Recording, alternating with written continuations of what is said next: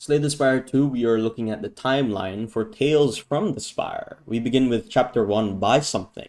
Currency was invented. Desperate times call for desperate measures, and desperate measures cost gold. Spend that gold to acquire a morsel of food, the sharpest of daggers, or a fashionable hat. Buy something, approach any blue cloth merchant on a green rug, and you'll be treated to a fantastic shopping experience. We don't turn away anybody. Disclaimer, this epoch description was paid for by the merchant. Unlocking cards Splash, Anointed, and Calamity. And this is just placeholder art of the merchant. He's back. My goat, the merchant. Chapter 2, Oribus. Attracted by the now burning spire, Oribus' curiosity was piqued. Blight gone. Why gone? Safe to enter? Oribus enters.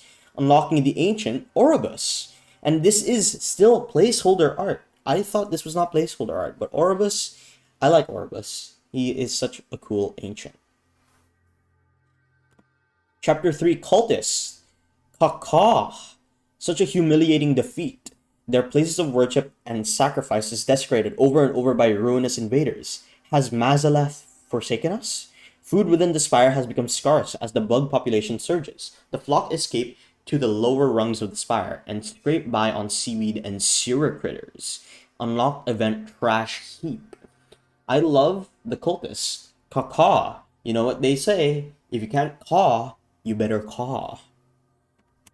Chapter 4, Underdogs. Once again, once a source of clean water for all the spire, the underdogs fall into disrepair. Aggressive sea creatures emerge from its depths, making a home in the maze-like passages.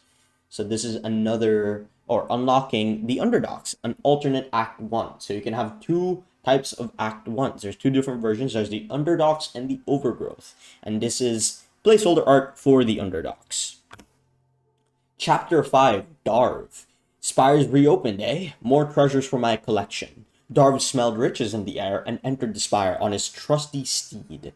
And you unlock the ancient Darv. Of course, it's very obvious placeholder art. But I feel like out of all of the ancients, Darv is probably the rarest one. Or the one you don't get the most often. Because that's how I feel. Chapter 6, the final chapter, The Daily. A being of immense power exercises his mastery of form and space once a day, shifting the very nature of the spire.